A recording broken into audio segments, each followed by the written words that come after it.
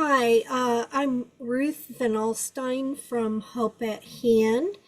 And Hope at Hand is a local nonprofit that provides poetry therapy programming for at risk youth in North Florida. We also host Jack's Poetry Fest free of charge every April, and we are funded by a variety of arts and culture grants. We appreciate your donation, which supports our poetry programs for at risk kids and provides global opportunities to engage with poetry through Jack's Poetry Fest. We hope you enjoy this class and please check out the rest of the schedule for more opportunities at jackspoetryfest.org/2024 schedule, and I'm going to put that link in the chat, and at the end there will be QR codes that Shutta is going to have in her presentation. I would now like to turn the program over to our guest speaker today, Shutta Crum, who will be leading the workshop. Hi everybody. Thank you for coming, for signing up. We may have some other people coming in because I know we had more people sign up. It's going to be a kind of, we don't have a lot of time and I want to cover 3 forms if I can. So just a very quick intro of myself. I have 3 poetry books out, published by Kelsey Books, a small press publisher, as well as a number of, children's books. I have a lot of children's books. Some of those are in verse. And I have had many poems published in literary journals and magazines. So, and one of the things, I think we always need to be learning about our craft. So one of the things I've been doing lately is, because I also write for children, is working on a manuscript of short poetry forms. I call it shorties. And they're short poetry forms from around the world because kids in school and many of us, the haiku is about the main one we know of and work with, or a couple other Japanese forms. So anyway, I've been investigating a couple of other forms. So what we're going to do, and I'm going to try to get to all 3. If we don't get to the last one, we'll at least get through the how it's written, and then you can work on it at home. But I'll try to get through all 3 that we can then talk a little bit about. We're going to stop twice, at least to write, maybe 3 times if we get enough time to do that. What we'll do is we'll stop a couple times so you can try the form. We won't share right after we do the writing. What I'd like to do is kind of share at the end of the presentation, because you may want to stick with the first form. You started something in the first writing period and you don't even want to try the second form. You want to go back and work on your first one. So that gives us a little bit of leeway about what you want to do and how you want to do it. So let me share my screen. I'm going to share my screen, and here we are. I got to go back a couple. Let me see if I can get that. Can everybody see it? I got to go back. There we are. All right, Ruth, can you see the screen okay? I'm minimizing myself here so that it won't get Yes. Okay, great. Thank you. All right, well, then we'll proceed. Now, first of all, one of the things I want to do is I want to apologize if I mangle the pronunciation of these forms. All right, we're going to try a form from Greece called, and I did look up how to pronounce them, a form from Greece called tetractys, a poem from France called the pensee, and a form from Russia called the chastushka. Okay, so that's what we're going to work with. And we're going to start with what I think is the easiest one, which is the tetractys from Greece. All right. Now I'll come back to this sheet when we do our writing so you can see the format of it. But basically what it is, it's 5 lines with 1 syllable in the first line, 2 in the second, 3 in the third, 4 in the fourth, and 10 in the fifth line, okay? And then you can even double that. It's based on a Greek word for, on the tetra, which is a type of triangle. If you play Chinese checkers, you know those triangles that go out at the edges of the board are tetratrads. So you can reverse that, and then you get a nice diamond shape. Okay, so rhyme scheme doesn't matter. You can have rhyme in there. You can have an internal rhyme or end line exact rhyme. Doesn't matter whether you want to do that, if you want to do that or not. It's kind of fun when you play with the form, because one of the things you can do, because that first line is single syllable, you can start with a homonym, or a homophone, a word that has spelled the same top and bottom, like read and read, but have different meanings, or pronounced the same, like red and red. So you can play with the form a little bit in terms of that first and final first syllable, and then if you reverse it in the final syllable as well. So, oh, by the way, I hope everybody has their writing utensils with them, scratch paper or computer or whatever, something to scribble on. Okay. So here's an example by Catherine Appel, wonderful children's book writing. Class erupts as teacher flees in terror, huntsman spider ignorant of error. So she's got a rhyme there, terror and error, and she's got one syllable to start, 2 in the second, 3 in the third, 4 in the fourth, and 10 in that last line. Okay, here's one I did. By the way, the poems without names are generally mine. I forgot to put my name on it. So that is a reverse. So you can see the nice diamond pattern it's making. Slip of cat, shadowed sleek. Where do you go when you flow from the house into the night? Shh, follow the hunter whose appetite grows until, no, wrong technique, not that, slip. The title of this poem is Missed Again. So I've used slip in 2 different contexts, at the beginning and the end. I've had internal rhyme, but I've also got exact end rhyme reversing each other. So you can see that you can play a little bit with this form. So now we're going to try writing. So let me get back to the parameters of it. There we are, 5 lines, 1, 2, 3, 4, 10, and you can try reversing that if you like, okay? So let's spend about, I don't know, we don't need a long time, maybe 7 or 8 minutes here, and see if you can get something down. You're going to start with a single syllable word. So it's good to pick a noun, but you don't have to. It could be a verb to start, okay? Then we'll come back.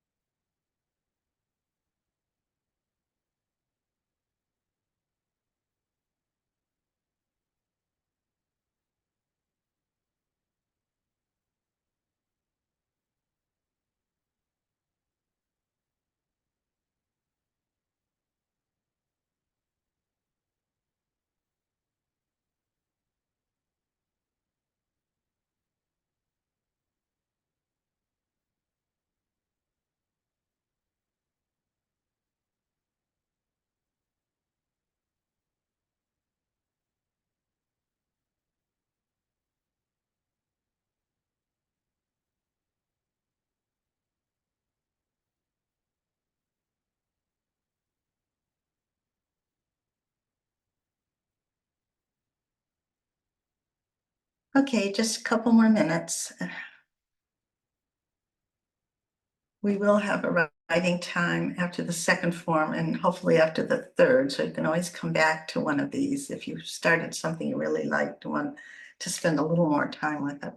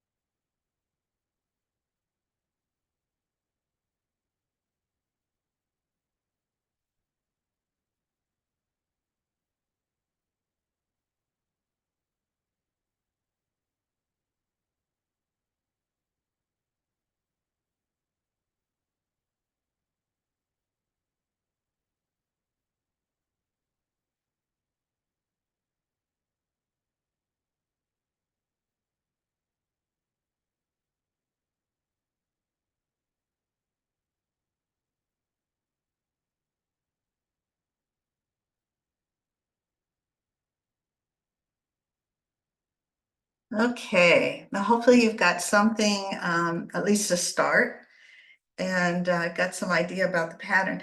What's really kind of cool, think about this, if you can visualize this, if you see this poem, let me go back one. I can here. Can I go backwards? Like, there we are. I want to go forward now. Oh, that's back. There. If you center your poem down the middle of the page, you'll see, especially if you do a double tetractys, you have these nice diamonds down the middle of the page. What's kind of cool is I've seen a number of these where they are left justified. And when they're left justified, you get these nice big sharp points going out into the middle. So that if you're writing a poem about something, you know, rugged or strong or hard or, you know, that kind of things, sometimes that you can fit that poem to the actual form on the page. And it's kind of cool to see that kind of jagged edge also all the way down. All right, we're gonna, I want you to hang on to what you got. And we'll have another writing period. And if you want to come back to this and work on this in the second one instead of the second form, you know, feel free to do that. And hopefully we'll have some time at the end we can share a bit of what we've got. All right. So the second form is a pensee. Pardon my French, I'm terrible at pronouncing things, but it's another short form. What I did was I kind of started with the easiest form and we're gonna progress to a little bit more difficult as we go. Okay, so the pensee has 5 lines. The syllable count is 2 in the first line, 4 in the second, 7 in the third, 8 in the fourth, and 6 in the last. So 2, 4, 7, 8, 6, if you want to jot that down. Okay, but you're restrained because each line has a task to do. Okay, so the first line introduces the subject with 2 syllables. The second line includes a description of the subject. The third line includes an action taken by or for on behalf of the subject. So you want to use a verb in that third line. The fourth line includes some information about the setting or the time so that you ground the reader in the poem. And the fifth line are just some final thoughts about the subject. So I have a couple of examples here for you. We'll come back to this during your writing time. I'll try to get this up so you can see it while you're writing. Okay, so here's one by myself. Puppy, tail thumping joy makes a clutter of my life. Amid laughing belly rub days, oh you, thief of my heart. Okay, so if we look at that puppy, it's the subject is 2 syllables. Tail thumping joy is some description in 4 syllables. Makes a clutter of my life is action in 7 syllables. Amid laughing belly rub days is reference to setting or time with 8 syllables. And then final thoughts, last line, 6 syllables. Oh, you thief of my heart. Don't remember if I've got another example. I think I do. Oh, yes, I do. And I actually made a mistake in this one. So I've got to fix it. This is a poem called Kintsugi. And that's, when broken, as you can see, there's a picture down there in the left-hand corner where in Japan, they often save broken ceramics and repair them with gold dust. So in a way, they earn this beautiful extra touch. So my poem goes, broken, your blue rice bowl waited years to be mended. Today, fingers will trace gold scars, feel only perfection. Okay, now look at my third line. My third line has 1 too many syllables because waited and mended are for me are 2-syllable words. So it should be waits. Broken, your blue rice bowl waits years to be mended. Today, fingers will trace gold scars, feel only perfection. Okay, so we're going to have some writing time. Let me go back to the parameters of this form, this pensee. There we are. So 2, 4, 7, 8, 6, and each line has a job to do. And there's the jobs for each line. Okay, so I'm going to give you a little bit longer here. I'll give you maybe closer to 9 minutes or something, 9 or 10 minutes, and just kind of get started.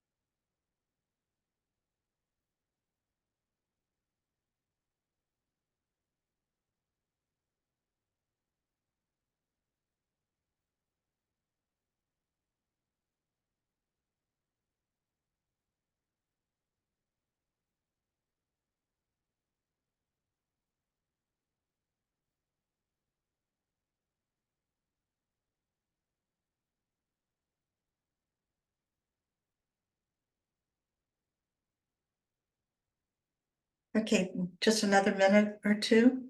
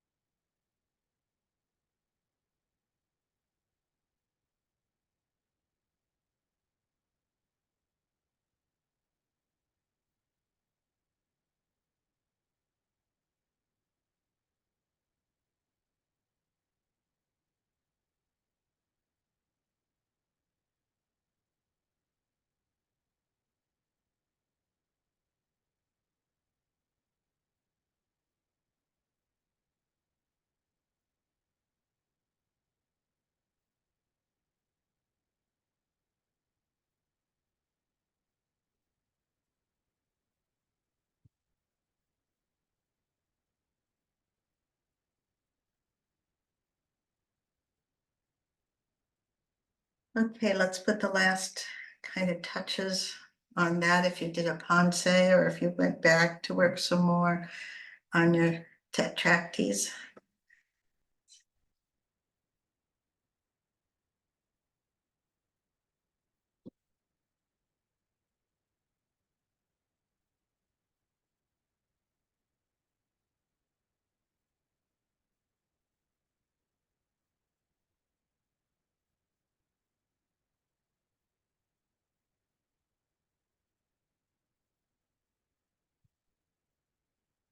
Okay, I'm trying to do some of these too, so I've been scribbling down here. All right.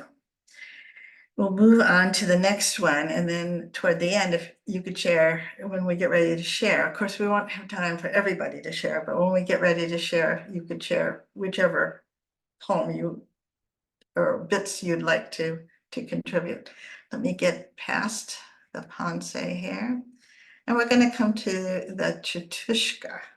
I think that's pronounced right, chastushka. Okay, this one's a little bit harder.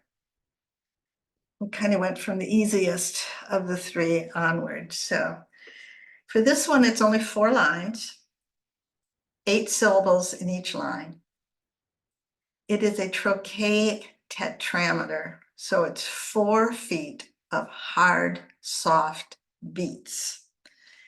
When you write metrical poetry, a foot, each type of beat is comprised of, often more than one beat, but it's comprises a foot. So we've got 8 syllables, hard, soft.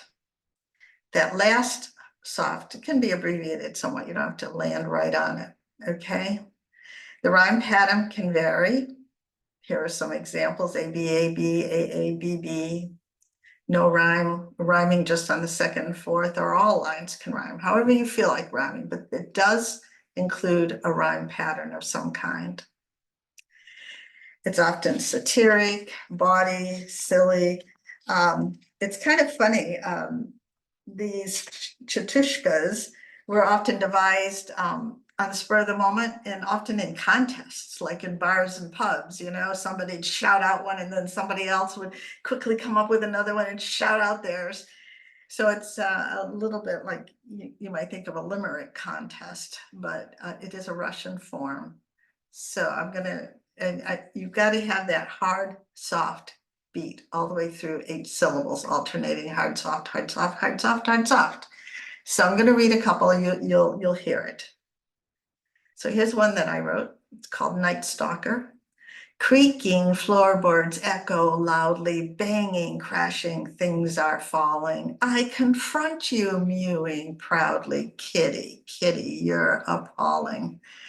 Now you notice that a lot of the poems I'm sharing was from the book I'm working on, and it's geared toward kids. So there's a lot of fun, silly things. But you can hear that. Let's see if I've got it on the next slide. Creaking floorboards echo loudly, banging, crashing, things are falling. I confront you, mewing proudly, kitty, kitty, you're appalling.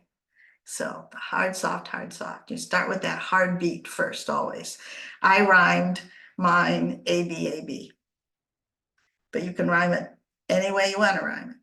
Here's a couple others, and forgive my pronunciation on one of these. I did not write these. I found them on the internet, but there were no authors listed. I usually always attribute authors, but I couldn't find any authors for these two. Russians write a kind of ditty, often rude and always witty, trenchant wit that shows no pity, makes us laugh at nitty gritty. You can hear that hard, soft all the way through. And in that case, all those lines rhyme at the end. Here's another one. Time got shifted by an hour from Khabrovsk to Donbass. Morning would have been in shower. Now I have it on the bus. Okay, so that one rhymed, you know, A-B. But you can hear that hard pounding. Start with a hard pound. Now, one little clue to give you is if you use one syllable words that end in ing or ly, almost always that's a hard soft. So in my kitty poem, I've got creaking, loudly banging, crashing, falling, proudly appalling. Almost all of those are going to be hard soft. If they're single syllable with the prefix of ing or ly. So that might help you a little in this writing. Okay, good. It looks like we have time. So let's spend, I'm going to give you even a little more for this one because it's a little bit harder. Let me go back to here we are, to the instructions for it. So I'm going to give you about 10 or 11 minutes for this one, and then we will have some time to share what you come up with. Feel free to try this one or to work on one of the other two if you want to pursue that a little bit more. So we'll come back in about 10 or 11 minutes, and it's 12:39 right now. So about 12:49, we better do that so we have some time to share.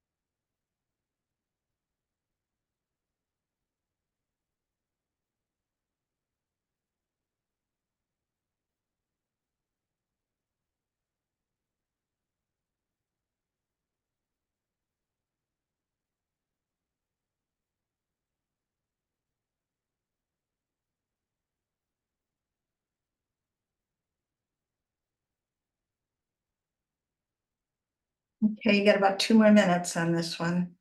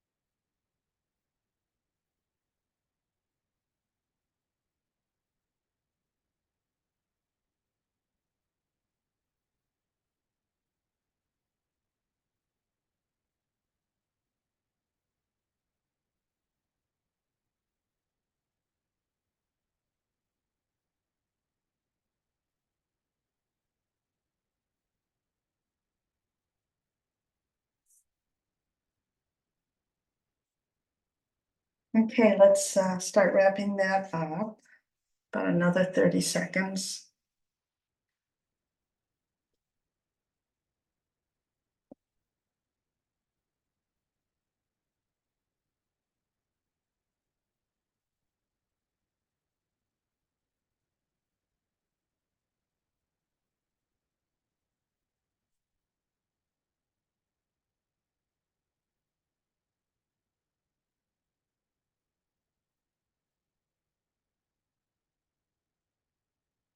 Okay.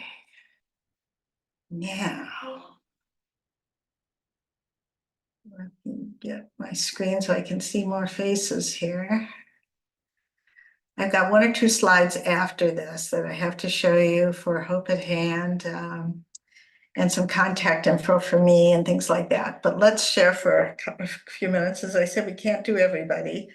But raise your hand or do one of those things at the bottom where you can raise a hand if you've got something you want to share, and it can be any of the 3 or part of one. So I see hands up. I see Parv and Gail Kuhnlein. So Parv, you want to unmute yourself? Hello, I went with the pensies.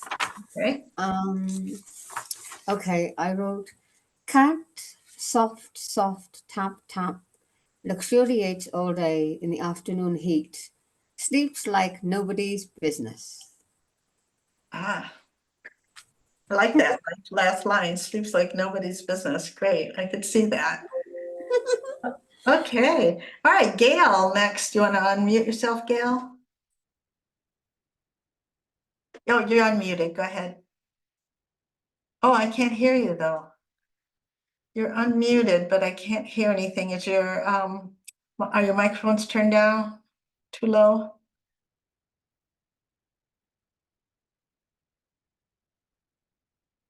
No, we're still not hearing anything, hon, even though it says you're not muted. Why don't you take a look at that? And in the meantime, see, there's somebody else. Yasmin has her hand up. Yasmin, unmute yourself. Hi, let me just lower my hand. Okay, I did I hope I get the pronunciation right. I'll try my best. Don't worry. Chastushka? That's your tushka. Okay. Okay. Howling wind smashing my window. What the hell? Expected wet snow. My coat is wet, can't go out now. I'd rather make triple sow cows. I can hear the heartbeats in that. That's cool. Thanks, Yasmin. I could hear that as you read it. Okay, Buffy has her hand up. Buffy, you want to unmute yourself? Sure. So I wrote about bullfrogs in all 3 forms, but I'll share the last one, which I won't try to pronounce. Okay. Croaking bullfrogs fall and tumble, fighting with their claws, they rumble, try to claim their pads and stumble back into the froggy jumble. Ooh, I like that. You've got all the lines rhyming and all that nice action and everything, and then I can hear the hard, soft, hard, soft. Was that hard for you to write, or just, I mean, it seemed appropriate to the subject that. It was, I used a rhyming dictionary, but it was fine. Okay, well, and that hard, soft beat seems appropriate to the subject Yeah, of bullfrogs, so yeah, I think that's cool. yeah. Okay, Gail, did you get yourself figured out? No, okay. Suzanne. Okay. Oh, Gail's gonna try. Alrighty. Gail, you're gonna put yours in the chat? Okay, all right, and Suzanne, go All ahead. right, can you hear me? Yep. Okay, I tried the tetractys. Okay. Sad is where I go when I let nowhere bring me contentment, peaceful surroundings. Starting with the word sad. Oh, I'm wondering if you did a double, how you would end. But anyway, thank you. I like I'll, that. I'll play around with that. Thank you. Yeah, do that. Anybody else want to share any of the forms? No? Okay, well, Gail's putting hers in the chat, so look at that. And I will minimize my little window here again so I can show you the last few slides here. Okay. There's info about me and where you can find me on Facebook and at my website, my covers of my books. I did want to mention two things. The Wordsmith's Playground down there is a monthly newsletter I send out. I know several of you subscribe. It has, it's not trying to sell books or anything like that. It has a article linked. I write a lot of articles I write for the Florida State Poetry Association and other magazines. So it has a link to an article about writing, either children's books or poetry. And it has a monthly prompt. And then because illustrations are so important, especially, well, any book, but especially in children's book, I often talk about the artwork in a book as well. So if you'd like to get a monthly newsletter, just go to my website and you'll see there a place to sign up. And then I think it was Gail, I can't remember who it was, maybe Karen, who was here. I have my screen minimized so I can't see all the names. Anyway, she mentioned the Friday Follies. This is something I haven't extended a huge invitation to. It's a smallish group, but I'll extend it here. Every first and third Friday at 1:30 in the afternoon, we do an automatic writing. I provide a prompt and we write for 10 minutes and you share if you want. It's quick, it's dirty. We are rarely on Zoom longer than 40 minutes, half an hour, 40 minutes. You can share if you want. It's not critiquing. So we aren't, because this is all automatic writing, but, and the prompts I provide are not just like, write about the first time you did this or start with this sentence. I try to provide a prompt that has to do with the craft. So the prompt will be either addressing point of view, setting, characterization, conflict, central detail, something like that. So, so that we're actually, whether you're writing poetry or prose, I have a couple of journalists in there, whatever you're writing, you can apply these kinds of things to sharpen your technique. So if you'd like to come to the Friday Folly, you just need to email me, and you can email me through my website at www.shutta.com, or you can email me directly, and it's just shutta@shutta.com. It's very easy to get to me. Okay, now Hope at Hand has a couple more slides here. Here's a slide about their feedback. I'm going to come back to this because I want to show you their supporters.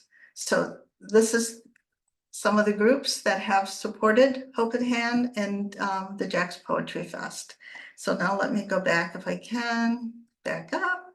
Come on, there we are. So if you have a camera and you want to click in on this, you can do that and take their little survey about the Jack's Poetry Fest programs. Last year I did Obades and Nocturnes. We did the 3 today, and who knows, I collected so far about 46 or 48 short forms for kids and things. We may try a couple more next year. Okay, I'm gonna stop sharing, and Ruth, you can probably stop recording. Let me see if I can get out here. Wait, you forgot the donation screen. Oh, that wasn't on there. The only two screens I had was the code and the supporters. Oh, okay. I did put a link in the chat box earlier. So, Okay, all right, yes. great. But thank you, Shutta. And I just want to remind everyone that Hope at Hand has a website for the Jack's Poetry Fest, and please check that out. And remember them for adding a donation to help support these free workshops. And thank you so much for coming, and have a great day. We'll see you on Thursday. Oh, okay, another group is, do you know what the Another- program is this Thursday? I'm not going to look up the poet. Okay. I did not. I'm sorry, I did not. But I'll be back next Tuesday for the Yes. muscle up your metaphors, whether you're writing fiction or poetry, Yes. doesn't matter. So everybody have a great Tuesday. Yeah, thanks everybody for coming.